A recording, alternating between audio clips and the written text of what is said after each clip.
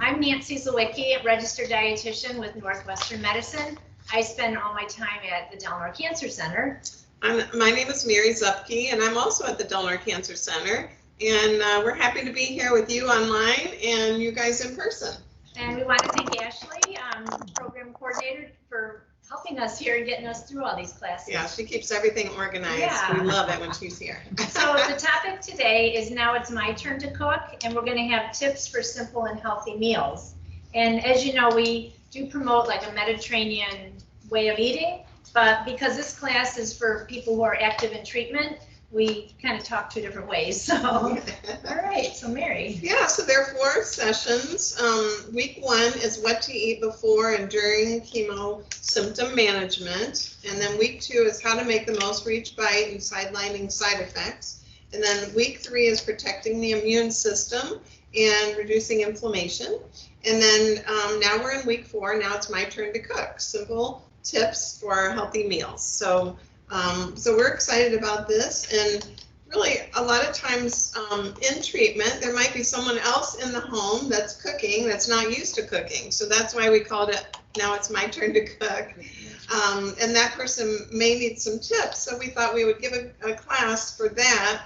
And maybe you yourself are not familiar with cooking and you can't go out as much. So there are a lot of reasons to have this type of class. So we're going to be giving you simple meals and tips. And because we have a 4-week session, if this is your first week, then you can come to all of them. And if you've seen week 2 and week 4, you can come for week 1 and week 3 next time. So if you miss one, we have another session that's starting soon. I just wanted to mention too, the next class for Eating Well is Eating Well 1 on May 8th at 12 noon. And then the same class is also going to be on May 14th at 5 p.m. So whatever fits your schedule, you just sign up, register through Living Well, and then we're into the summer. This is our last class of the winter schedule, so that's a good thing. And we will move on to summer then. So. When did you say, Nancy, that first class was in May? What May 8th. It's at 12 noon, and that's Eating Well 1. And then the same class is held the second time on May 14th at 5 p.m. 13th or 14th? Did you repeat it? Yes. Is it May 13th or 14th? 14th. Yeah, it's because today's Tuesday, right? Yeah. So we'll do a Wednesday at noon and then Tuesday at 5 o'clock. Oh, that's good. And for those of you that are online, you can join anytime, is my understanding. And you can sign up for weekly emails so that they can let you know when the classes are. And I love how they send the reminders, and Ashley's in charge of that, just making sure that we know when they are. So you can check those out anytime, which is nice. And we do a recipe demo with many of the classes like we're doing today. So for those of you that have taken the classes already, you can come and just see, get some more tips and check out the new recipes anytime. So we're excited to be here. Yeah, and when you're done with the Eating Well series, then you can move on to Being Well, which is the survivorship series, and there's 6 classes for that, and that's usually a Wednesday at 6 o'clock. So more to follow. This is just the beginning. Yeah. So we're going to talk a little bit about meal planning. You do want to keep your meals simple, especially if you have someone else preparing your meals that isn't as experienced. I'm more of a paper person, so I like to jot down like Sunday through Saturday what dinner meals I would have. And you don't have to do all 7. You could do maybe 4 or 5 and then maybe have leftovers some other days. But use a pad of paper, jot down the meals, and then you can also on the side make a grocery list. And usually like breakfast and lunch, we all can pretty well manage that. But Mary, you like to do apps and stuff, right, for meal planning? Yeah, there are some apps that you can use. One that I like is called Paprika. And it's on the app, it's a little box of paprika. And you can put your recipes in there, you can scan them, you can take a picture and put them in. It takes a couple of steps, but I could always help you if you need it. But you can keep all your recipes in there, and then you can also browse and look up recipes and then download them into the app. And then if you say you want to pick 4 meals, you can put them all in one section of the app and it'll give you a grocery list. So that's kind of nice too. It's you can keep it all on your phone, and it's quick and an easy way to do it. And if you're doing the paper route, you can get like a spiral notebook, and then you can repeat those too.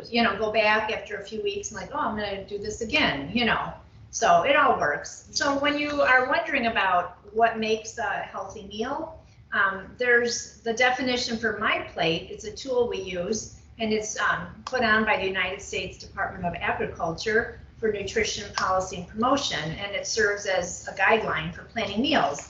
So half of your plate would be fruits and vegetables. So think of your round plate, cut a line down it, fruits and vegetables, and then 1/4 is a protein source. And then the other quarter can be like a grain, or it can be a potato or sweet potato. But 5 categories, and then dairy, of course, is off to the side. But there's 5 categories for meal planning that makes up a healthy meal. It's protein, fruit, vegetables, grains, and dairy. So we're on page 3. Oh, I'm not sure how your pages go, but we're on it where you see this little diagram of My Plate. Okay. All right. So My Plate is kind of the new food guide pyramid, but it's in the shape of a plate. And I like that graphic better because you can kind of look at your plate and say, okay, what do I have here? Do I have vegetables? Do I have fruits? Do I have grains? It just kind of talks about eating healthy over time and making small changes.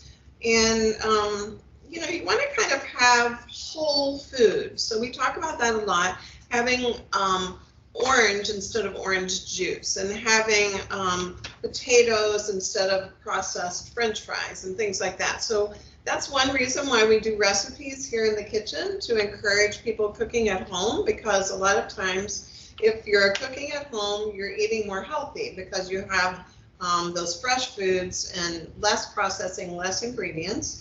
And then for grains, you want to try to make half of your grains whole grains.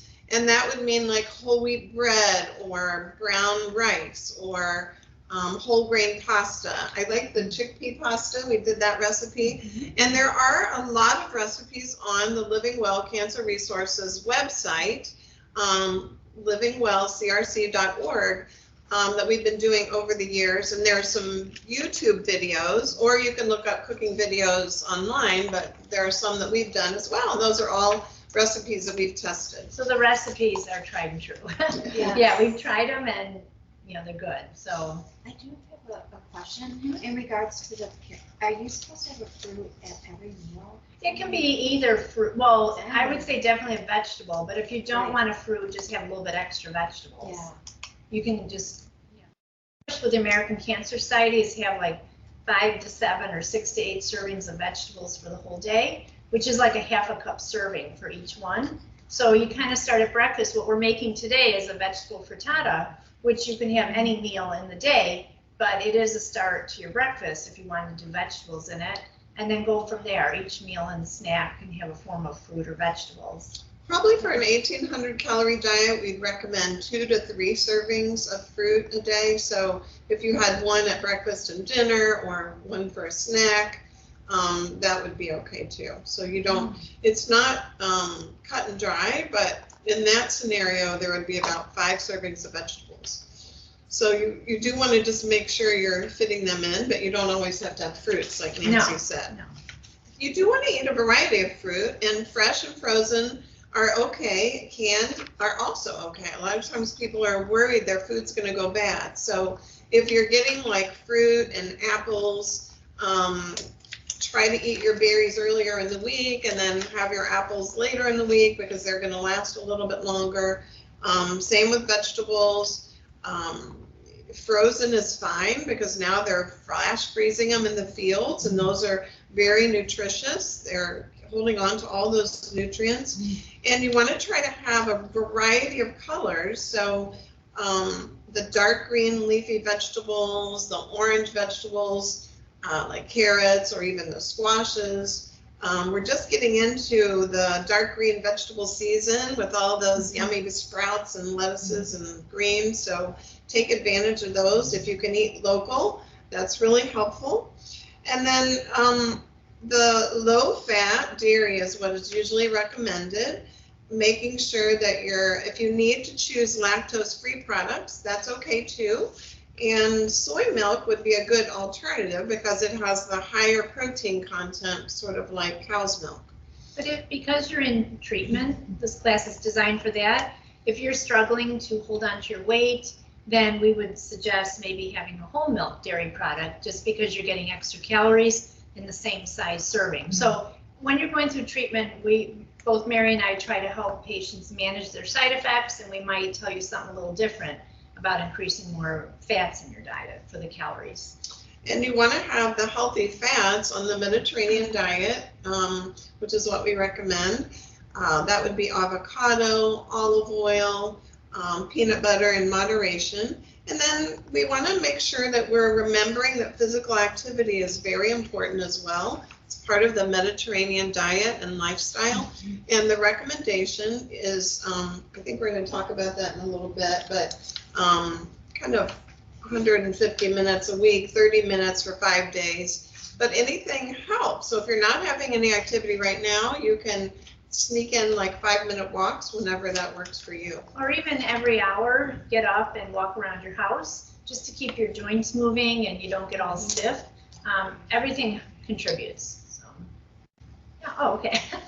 All right. So food safety is really important, especially when you're going through treatment. You know, you don't want to have to get unnecessarily sick and have to cancel your treatment schedule, you know. So we're just going to say that food safety means knowing how to buy, prepare, and store food to prevent the spread of harmful bacteria that cause foodborne illness. So some of the common foodborne illnesses is Salmonella, Listeria, botulism, and E. coli.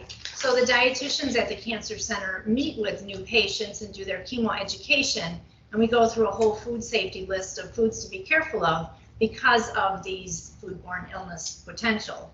And that'll be about washing produce and what things to avoid. But a thermometer is really important to have for taking temperatures, like especially of perishable items like your meats, poultry, fish. A lot of people use an instant read thermometer, which is just got a smaller face to it, and you just stick it in the food, take it out. The ones that are oven safe have a much bigger dial, so most people use the instant read, and just to make sure. And then you'll see on your slide there that there are different temperatures of what food should be, so it's a nice little handy tool. And then if ever you're like wondering if your thermometer is even working, like maybe you haven't used it for a while, you can take a little dish of ice water and take your thermometer, and you have to stir in it to move everything around, and you want it to register 0, and then that means that it's working. Or you can have boiling water in a glass dish and still move it around, and that should be 212 degrees, and that way you know that it's accurate. And if it's not accurate, you probably have to look it up. There's ways to adjust it, so, or get a new one. Depends on how old they are, you know, or if they've been dropped a lot of times. There's expensive ones, and then there's a little instant read. So whatever your budget allows, they're nice to have. Yeah, so Jen, after you use the thermometer, always wash it with soapy hot water and soap. Now, some don't go in the dishwasher, or you have to hand wash it. So whatever the instructions come with your thermometer, be careful of that. So some don't want to be immersed. But yeah, and then sometimes with a glass face, if you drop it, it could break too. So a lot of them are made with a plastic face. And if you do take temperatures of like poultry, like say you cook like a whole chicken or something, when you stick it in the meatiest part of the flesh, you don't want it to touch the bone, because that'll give it off reading.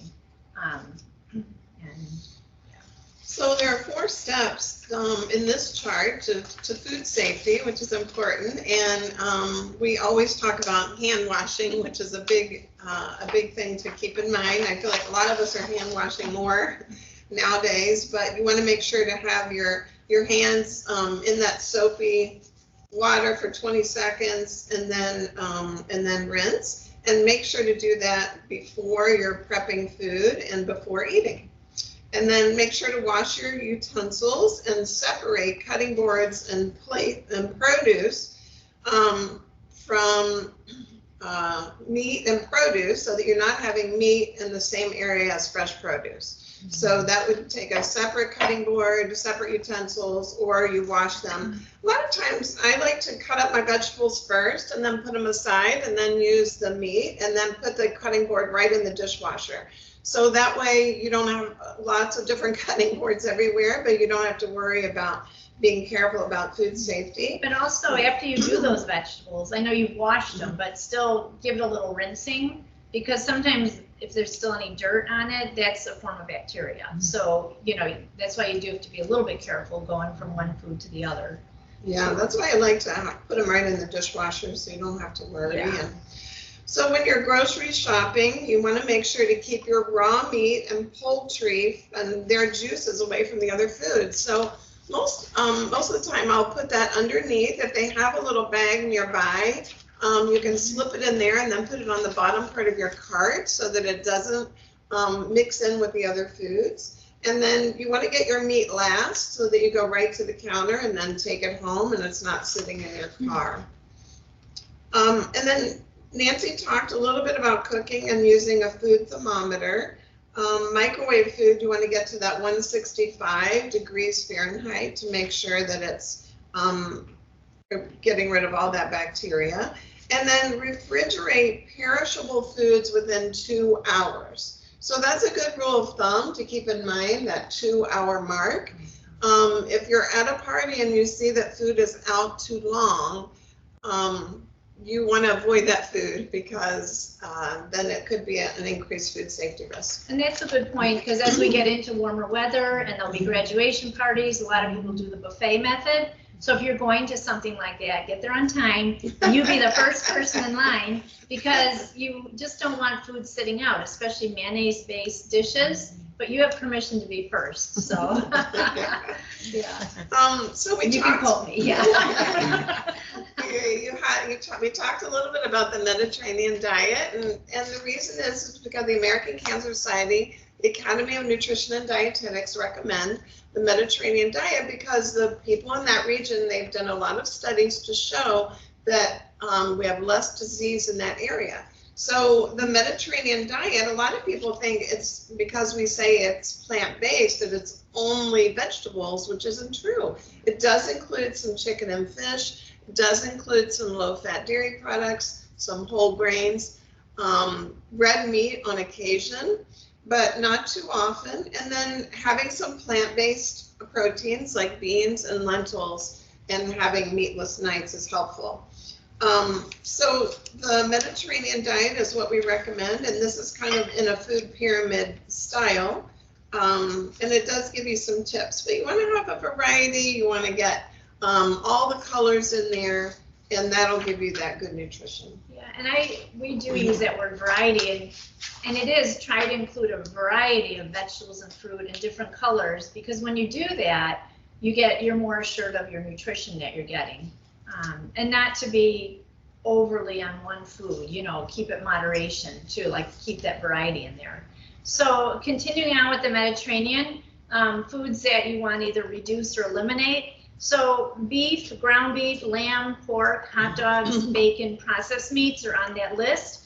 Usually a person with, like, say, breast cancer could have red meat twice a week, and that's like beef or pork, and then still have your poultry and fish and meatless meals. Someone with rectal or colon should probably limit to about 3 times a month, so it's a lot less that you'll have it there. But, you know, in reality, say you go to a ball game and you want to have a hot dog, go for it. But in your everyday life, don't have hot dogs on the menu every week. You know, that's something you want to minimize. Poultry's great. You can cook it on the grill. There's a variety of ways you can make it. And then you get 3 days for leftovers. So maybe make extra chicken and cut it up and put it into a salad, or you can make a chicken salad with it or a sandwich. So bigger push on that. And then the dairy fats, you know, depending on your situation, if, you know, you're not struggling with weight control or trying to hold on to the weight, then try to do a lower fat dairy. So things like whole milk, cream cheese, butter, margarine, lard, and shortening you'd want to cut down on.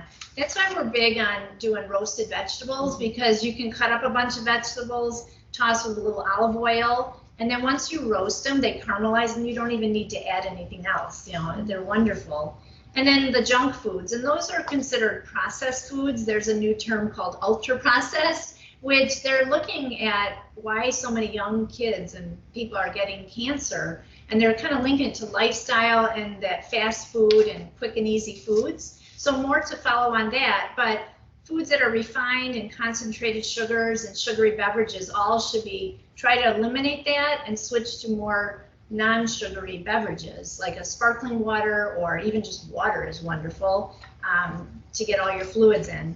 And then this next slide, it says making the most of each bite. So these are some of the recommendations that Mary and I use at the Cancer Center. So if you're in treatment and you're finding that 3 meals a day is really filling to you, you fill up more easily, then we suggest trying to eat 5 to 6, even 8, I guess, small, frequent meals and snacks. So have a lighter breakfast, have a mid-morning snack, something that contributes to your overall nutrition, like yogurt and fruit, or maybe an afternoon snack could be peanut butter, like it on a banana or whatever. But you do want to try to get protein with each meal and snack, because the person's needs are higher for protein while they're going through treatment, and that's a great way to break it down, is, you know, into smaller amounts. Mary mentioned nuts, and a lot of our doctors, if you're not having any digestive issues, keeping a container of nuts by where you like to sit or hang out is good. It's an easy, accessible protein source, and they're good for you. And then try to eat frequently if you can, consume a bite at a time. Everyone's different. Some people are really struggling, so they might be taking a nutritional beverage that's really high calorie and just doing a shot glass and just every half hour taking it, but everyone's in a different place.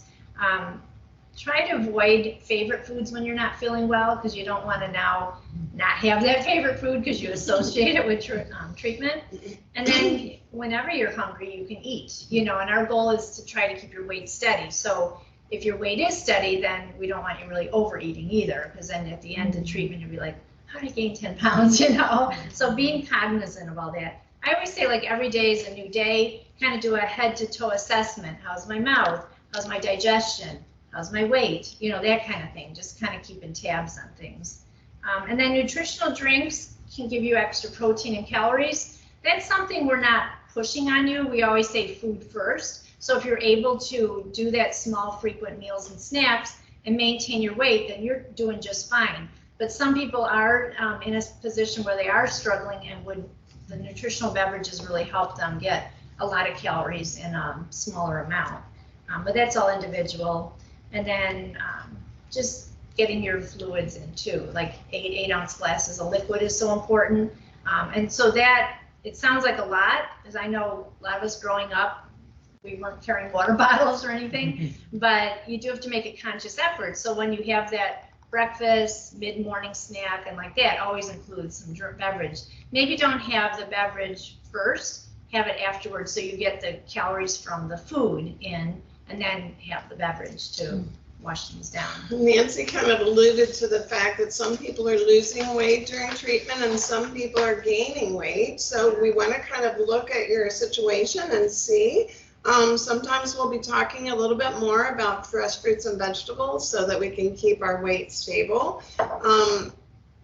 When you're looking at making the most of each bite, we want to make sure that we're having good nutrition. So if you are losing weight, then we want to liberalize your diet and add in some high calorie foods and have them more often. A lot of people don't realize you can only absorb about 30 grams of protein every 3 hours. So if you're just having 1 meal a day, it's not going to give you the protein that your body needs, like a car needs gas. So in that case, you would want to try to add avocado or walnuts to your meals, and maybe use extra condiments like mayonnaise or peanut butter. Choose the rich calorie drinks like chocolate milk or instant breakfast drinks. A lot of times if people are losing weight, I will suggest doing the little chocolate milks instead of having a protein supplement. Some people don't like those, but it's okay to have a glass of milk. That's very healthy for you. It's going to be good for your bone health. And then if you want, the picture here has some beautiful smoothies. So those are good. You can find some recipes online, also on the Living Well website. And creating shakes like that where you're using some type of protein in the shake is really important. A lot of times we'll hear people say, I'm making smoothies, but then it's just fruit blended, and that's not going to give you the protein that you need. So you want to make sure to add that whole milk yogurt or some, just some milk, or we have instant breakfast on here. Any of those will help give some calories. And then kind of stock up on dairy foods if you're tolerating those, because they're easy to eat and they can be a good snack. So we hear a lot about people having cheese sticks. Those are easy to take with you if you're running in the car. Yogurt, pudding, ice cream, custard, even dairy-based dips. I make a dip that has the 1% cottage cheese and artichokes and Parmesan cheese, and you can just put it in the blender. And then just kind of look at ways to increase your protein. So if you're having a salad, you could add nuts to it. If you're having soup, you could add beans or lentils. Adding cheese to meals, so adding cheese to eggs or sandwiches or potatoes even. Excuse me, adding a protein powder is okay. Usually we would recommend like a plain whey powder instead of a protein powder that might have a lot of ingredients that might be found at the health food store. Some of those ingredients could interfere with your medication. I had one patient that had trouble with potassium levels because the electrolytes were so high in the protein shake, and we couldn't figure it out, and then we finally did, then everything was okay. So having just like a plain whey powder or a plain, if you're doing vegan, a pea protein, like Orgain, those would all be good options. I wanted to mention too what Mary mentioned about small frequent meals and snacks, having those snacks in between. Everyone comes from a different place. I remember when my mom was losing weight, she's getting older and all that, and growing up, we were to have our 3 meals, not to have snacks in between. It was kind of more a weight control thing, I guess, or habit. But sometimes people have to adjust what they're used to. We've got some patients that only eat 1 meal a day, like that's how they've been doing it. But you have to be open to trying some new things because, it makes sense. It gives you those other opportunities to get food in to maintain the weight. So, yeah. Cottage cheese is a great idea too. Some people don't love cottage cheese because of the texture, but you can put it in a food processor and it's great in a smoothie. You can put it in eggs for a quiche. I like cottage cheese, so I don't mind having it just plain with fruit. And then adding peanut butter to like a banana or apple or toast, or a lot of times I'll recommend peanut butter on waffles or pancakes because that way you'll get some protein in there. You can add extra eggs to pancakes if you're making the batter yourself, and that'll give you some more protein too, which is nice. And then keeping hard-boiled eggs around is also a good idea. So breakfast foods are, usually we hear like people's best meal is breakfast. They just find they're hungry for it and it's easily tolerated food. So unless they're skipping it, right? Well, yeah, but anyhow, if you're going to have scrambled eggs in the morning and like you're new to cooking, we just have that slide is just going to say, have your equipment ready, crack your eggs. I don't know, these are 6 for our recipe, but you might do even 2 eggs, and then whisk it up. And then you can turn the burner on to a medium heat, add just a teeny bit, like a teaspoon of oil, let it go around the pan, and then keep the eggs down to like a medium or medium low and slowly let them cook. And then you can throw your beaten up eggs in there. And then, cheese is a good thing to add to your eggs. It's giving you a little extra protein. Or what we're doing, we're incorporating vegetables as well. But yeah, and then you just keep using a spatula and kind of moving it around until it's all nice and cooked through. You don't want to overcook them because then they can break down and get that watery kind of look. Sometimes what I do is when they're almost done, I turn the burner off and let it sit there, and then they just finish up. But you don't want them, on the other hand, where they're undercooked because then you have that risk of salmonella. So kind of play with it, but eggs are really good. And then we're not really that big on using salt. We never have salt out. Because we feel like there's so many other ways to get seasoning. So like garlic and onion is wonderful if you're able to tolerate it. And then some of the seasonings we like to use are just even black pepper. This is a great one, the Herbe de Provence. It's a French form of seasoning, but it's pretty universal. You can use it on so many foods. And then lemon or lime juice adds a burst of flavor. And then you can also experiment with dried herbs that you have on hand. We like to try and add turmeric to foods like sweet potato chopped up or cauliflower. You just shake it on. It really doesn't have a taste, but it's giving you anti-inflammatory properties. Oh, excuse me, I wonder, we just bought that turmeric. Yeah. Could you sprinkle that on eggs or not? How would You it could, taste? yeah, it would be Is fine. that right? It really doesn't have a taste, I don't find. I don't think No, so. Yeah. it might just give extra A color. little mustardy maybe, Yeah, a tiny, maybe. tiny bit, but but not. start small, but you're Yeah. not gonna notice much. Right, start Yeah. small, and then you can always add more, but, If you didn't hear that at home, they're asking if you can use turmeric on eggs or on other foods. And I really like using turmeric on roasted broccoli and cauliflower. It's a great way to give a little bit of extra flavor and extra anti-inflammatory properties. so roasted vegetables is an easy way if you're making a soup. Those are all, you can just start experimenting. Other things that give flavor are vinegars. I like to keep red wine vinegar and balsamic on hand. And then, maybe you want white balsamic, but there's been recipes where they call for raspberry vinegar. I'm like, I don't want another vinegar in my pantry. So I've taken just fresh raspberries, washed them, put them in like even a smaller dish like this and poured white balsamic vinegar, and I let it sit while I'm preparing the salad or whatever, and it kind of starts taking on that flavor. But I don't strain it. I just throw the whole thing. I might add the oil and any seasonings, and that's my salad dressing. But I keep those raspberries in there because that's going to give pretty color and more antioxidants too. And different mustards, like our favorite way to make a vinaigrette is Dijon mustard, a little olive oil, and then maybe balsamic or red wine vinegar. And then you can add garlic to it or different herbs if you want. It's really good if you're having taste changes as well. We recommend vinegar-based marinades and kind of citrus and acidic foods. Sometimes those taste better when you're in treatment. So the lemon juice gives a nice burst of flavor, but it's kind of a if-then. If you're experiencing mouth sores, then you got to be careful of citrus and vinegars and spicy foods. So everything's individual, based on how you're feeling and what you're experiencing. I have a question. Yeah. Okay. Which one is better, olive oil or canola oil? Olive oil. We love it. We use it for everything. I basically use olive oil extra. Yeah, We use it for everything. we recommend olive oil. That's part of the Mediterranean diet. Canola oil is okay for baking and other things, but a lot of times we do get a question about avocado oil because of its higher smoke point.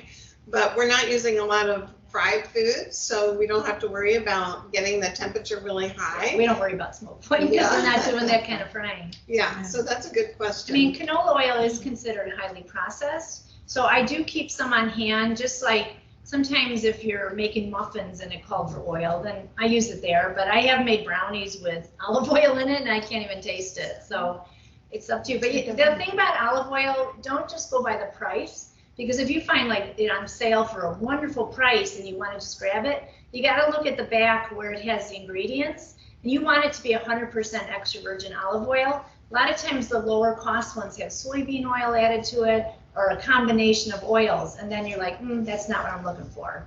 So even though they might be a little bit more expensive, you're not going to be using a ton of it. It's just a little drizzle, and we don't want you pouring a whole bunch on, So I think now is a good time for us to do the food demo, so Sure. we can get that in the oven. And we're going to talk a little bit more after. And but we have a frittata that we're showing today, so we want to get that in the oven so we are respectful of everyone's time. So we're going to get that ready and wash. Promise my foot fell asleep, so it's gonna take me a second to move. Oh goodness. What happens when I dangle my foot? All right. So we just covered up our food so we can keep everything fresh and food safe. And we have some really yummy ingredients for our frittata today.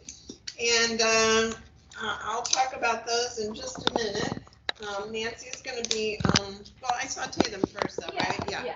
So first, I'm going to add a little bit of olive oil to our skillet and turn the skillet on. And let me get that warming up a little bit. We're just going to be sauteing our onions first.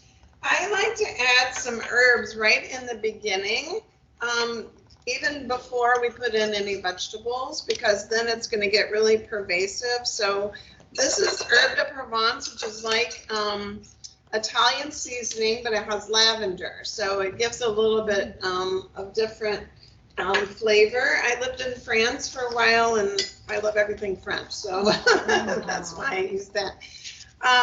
So we kind of wait for the oil to heat up a little bit, and then we're going to add our onions. And I have a red onion here that I diced up pretty small because I don't like my onions to be in a big chunk when I'm eating them.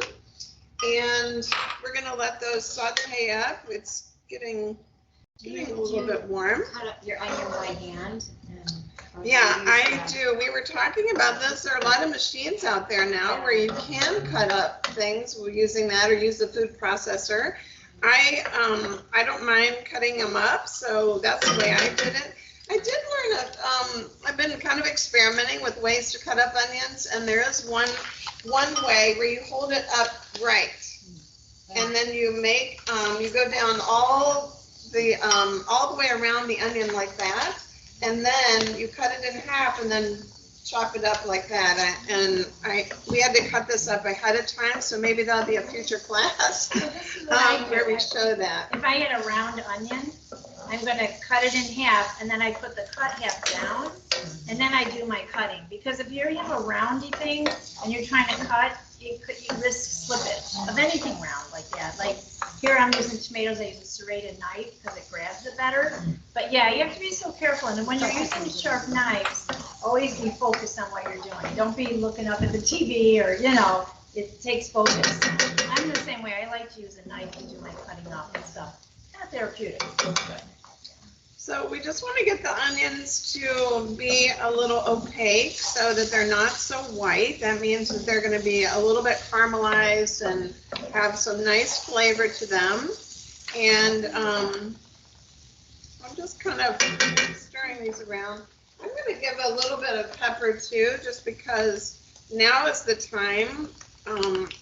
You can add some more spice later, but this kind of really gives it some flavor in the beginning.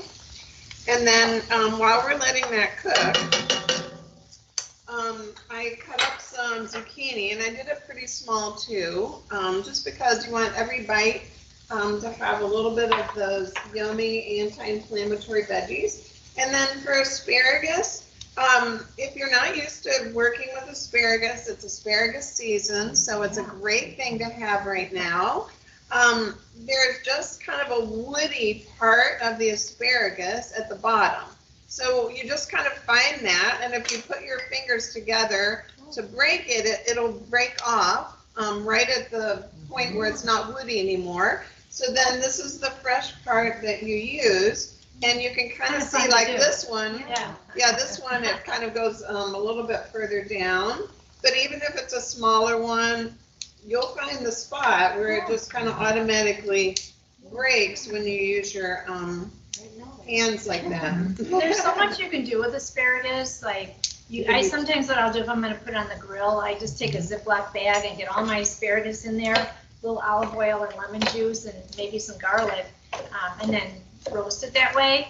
But I do like how Mary did the small fine cutting of it. They cook faster, but they give you a different mouthfeel to it. You can even cut it real thin down the center and have real thin pieces. Or you can do nice pieces like this. If you're doing like a quiche or something, you might want to put it in, a nice little design. You can kind of like use spokes, kind of. Yeah, you can kind of use what you want. I like them kind of small because I like to have all the different flavors in each bite. So that's the way I do it. But you could do it however you want. You may not have as much time. Yeah, little tiny. To do, to cut them up that small. So- Utilize these also? No, we just throw those out, or maybe if you're composting or Yeah, something, you could do yeah, it. yeah, this one- I'm not a composter, so I don't know, I'm not a gardener. Yeah, you can definitely compost that for sure, Mary, yeah. if you didn't have the time, like cutting up your asparagus and all that, can you do it in advance and like cover it up so it's still fresh? Oh, absolutely. The question is, can you cut up these veggies in advance? And that's what we did basically because we wanted to make sure to give you guys time. We want to put this in the oven and get it cooking for you. The other thing is that if you cut it up small or put it in a food processor, the pieces are going to cook more quickly because there's more surface area to cook. So the little zucchini is going to be much quicker cooking than the big zucchini, and so that makes a big difference. You can see the onions are a little bit more opaque now, and I'm going to add in my asparagus and maybe a little bit more pepper, and then Nancy's going to stir up Yeah, some. so while that's cooking, I just broke up 6 eggs, so we're using a half a dozen. And then I brought I like to use the little hand mixer because it incorporates some air into it and makes it a little fluffier. I do that when I make.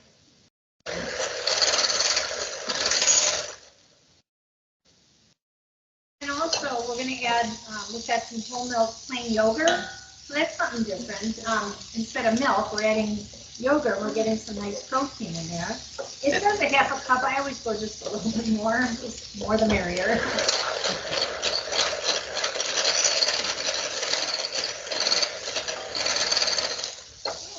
So, and then we're going to add about a cup of mozzarella cheese. You can either buy a hunk and shred your own, or you can get the pre-shredded.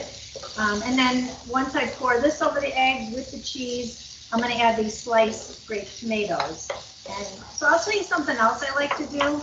Like, sometimes for just a quick meal, you're working full time, you're like, oh, I have to cook dinner. Sometimes I'll keep some of those little cheese tortellinis in a package on hand, and I'll cook those up. And then in a little baking dish, I take a whole red pepper, cut it up into 1-inch pieces. I take all these grape tomatoes, slice them in half, put them in this little baking dish together, zucchini, and then some chunks of garlic, fresh garlic, and a little drizzle of olive oil.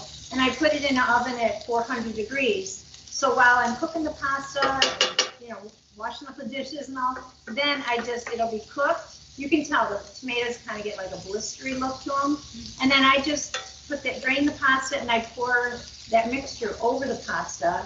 I might add some oregano or seasoning, but it's delicious. We've even done it like another thing. I'll keep a thin frozen cheese pizza, just again, because sometimes you need a quick meal, and I'll get it ready to bake, and I pour that mixture on the pizza and then put it in the oven to cook. And it's just adding your vegetables, but you just saved yourself a little time because it's a quick little easy meal. Especially if you have someone who's a little inexperienced cooking at home, they need some of those little quick ideas, and it's good. All right. 400 degrees, how long do you cook your? It's usually about 15 minutes, but you'll just kind of use your eyes and your senses to judge. And it kind of makes a juice in there from the tomatoes, so I just pour that whole thing over the pasta, or I spoon it onto the pizza as another meal. Are you about done there, Mary? With your vegetables? I think that that's looking good. It says spring frittata, so you can see all the brilliant greens in there. We've got the asparagus and the zucchini and those red onions. So how many vegetables do you have in there? We have at least 3. Yeah, and we've got tomatoes, and that's going to add to it too. Mhm. So I'm just going to pour the egg mixture over this. It's all in one pot too, which is nice and easy. And I'll add a little pepper too. We both love to add pepper to things. And then I'll add a little less herb de Provence as well. And if you aren't doing well with pepper, that's okay. You can just add some herbs. Living Well has started their garden. We were just looking. There's some fresh basil growing out there. So we're super excited about that. Make That's sure going to the be eggs coming. all around. And then I'm going to top it with the cheese. And then we're going to top it with the tomatoes. For those of you at home, it's starting to smell good in here. We're smelling that aroma from the aromatics, from the onion, and I love adding the cherry tomatoes because it's such a beautiful color.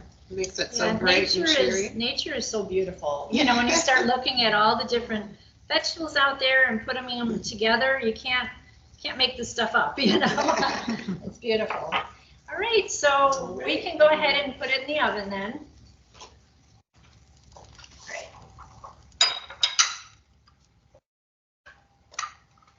Usually about 15 minutes, but we're gonna just watch to see that it's congealed. All right, here we go.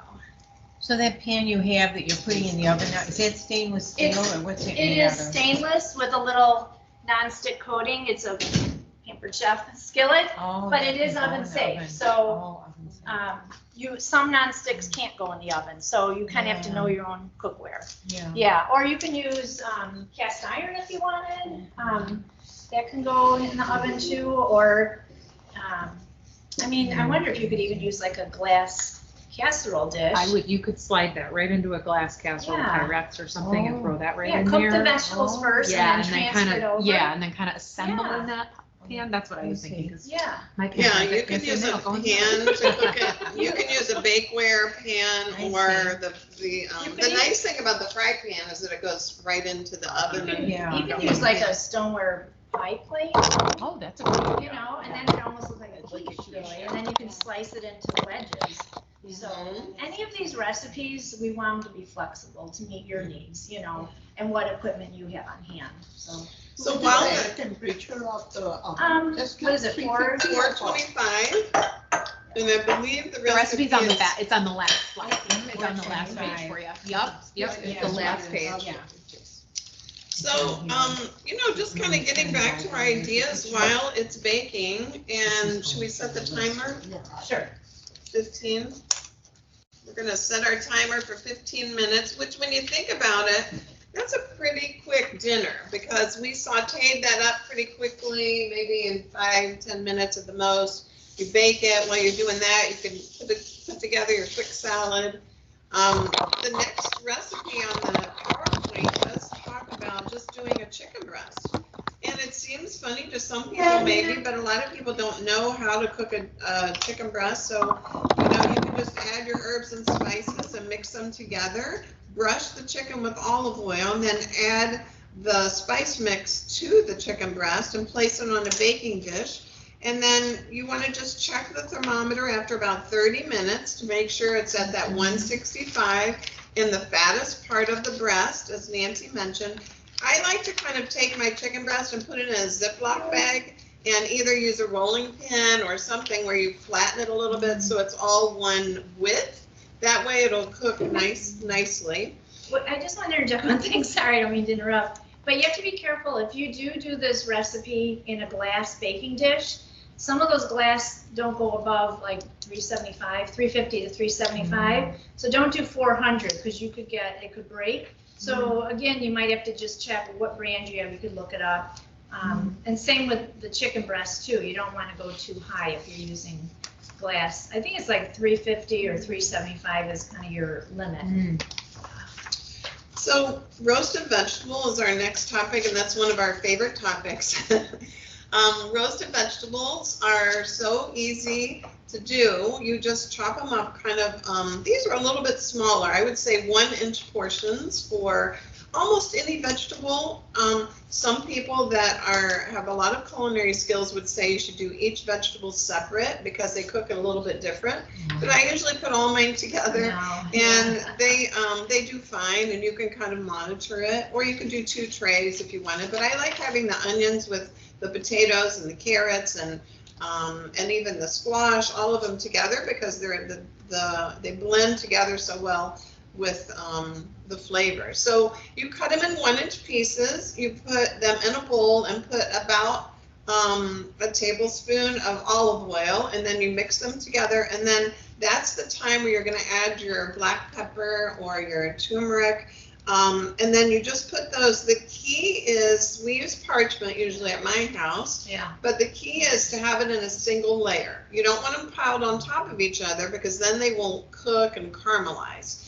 So then you just put them in the oven at 400 for 15. I usually go a little bit longer, 20-25 minutes. And then you can add those to pasta. You can add them to a bowl.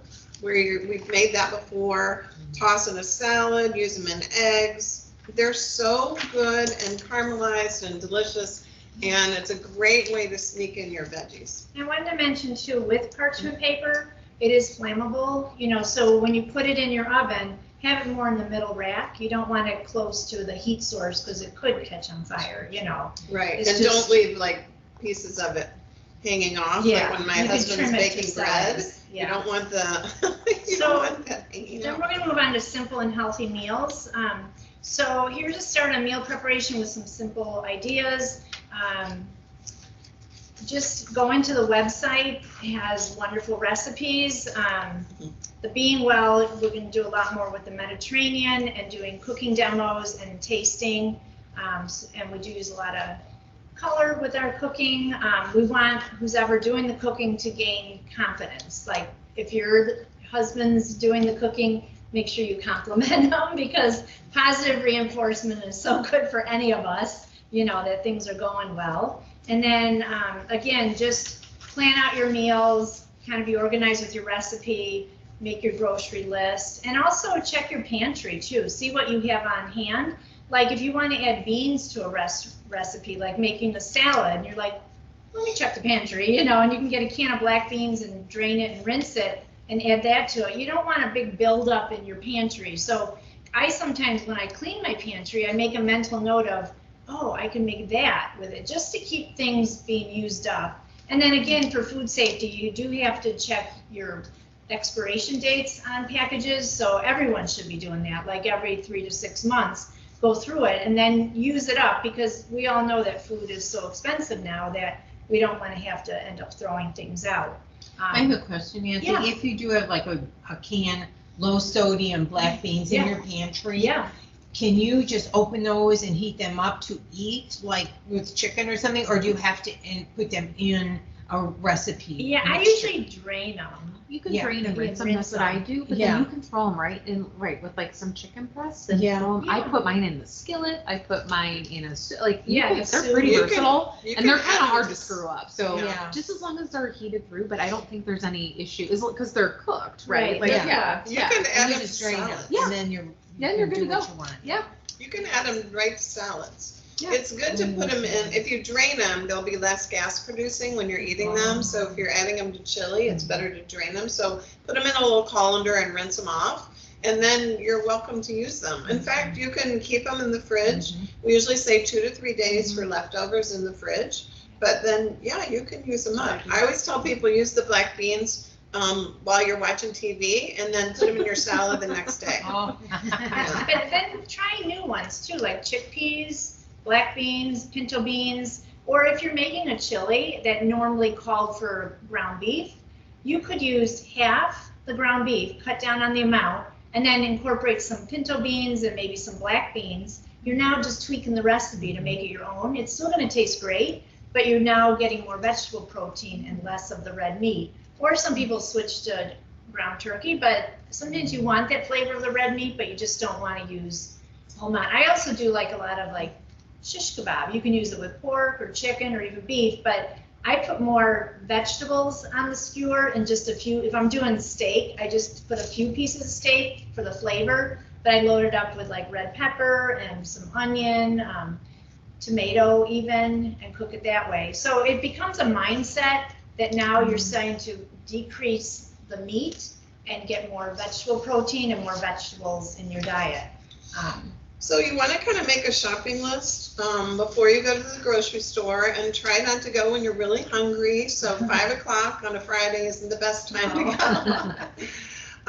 But you can look at the sale options too. If you have a Costco membership, you can get your produce there as well. So kind of look and see. Sometimes people aren't able to go to the grocery store when they're in treatment, and now we have all these online options where you can order online and have someone pick it up for you, or they can actually deliver. So many apps such as the Target Circle app can help you as well, so you can just pick up things. And then when you get the groceries home, sometimes it's easy to, like for carrots, for example, to chop them up, have them ready to go in the fridge. If you're just gonna be eating them, you could wash them, put them in a container. Sometimes, I like to put a paper towel on the bottom so there's not a lot of water they're sitting in, so they last longer. But having things cut up and ready to go are helpful. Also, And then- watching the type of produce, like things that have a higher water content, like zucchini is gonna go bad quicker. So something like a Or carrot, berries, you yeah, can berries. use for later, because a root vegetable is gonna last longer. So just surveying what you have, and if it's got a higher water content, use those first, so they don't go bad on you. And then you want to, another thing that's nice to do is if you have a big meal that you made, make it and then put half of it in the freezer to have for later.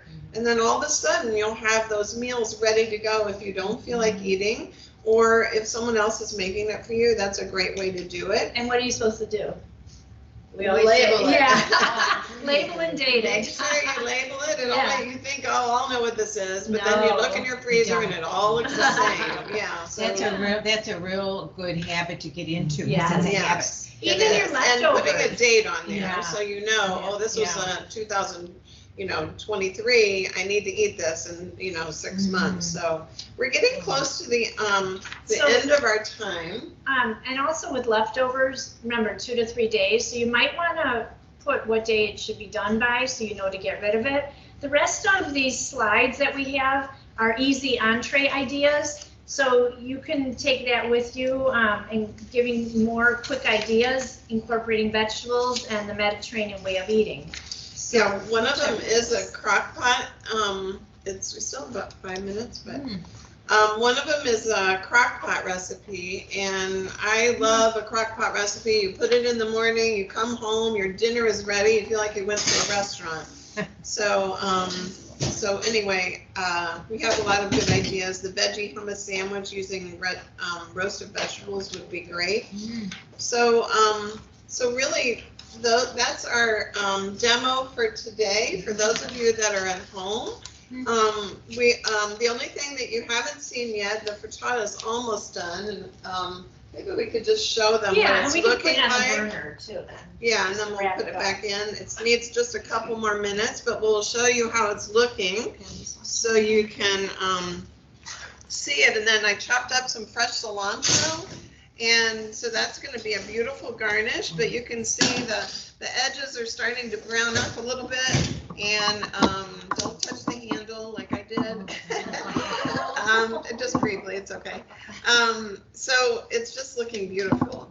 But we appreciate you joining us today, and we're gonna serve this up in a minute and put on some fresh cilantro, and maybe next time we'll have you here in with us in person. And you'll have stories to tell how you're getting along in the kitchen. That's So, right. All thank you right. so much.